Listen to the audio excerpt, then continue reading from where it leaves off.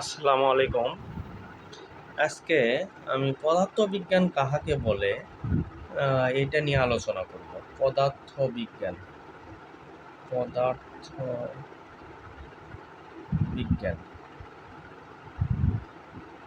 পদার্থবিজ্ঞান কাহাকে বলে?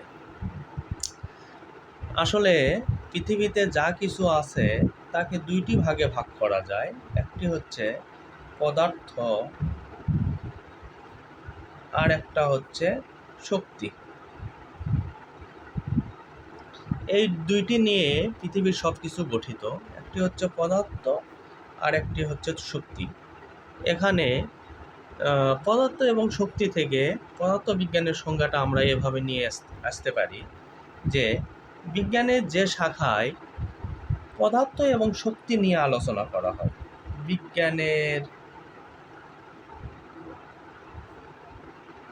যে শাখায় পদার্থ এবং শক্তি নিয়ে আলোচনা করা হয় তাকে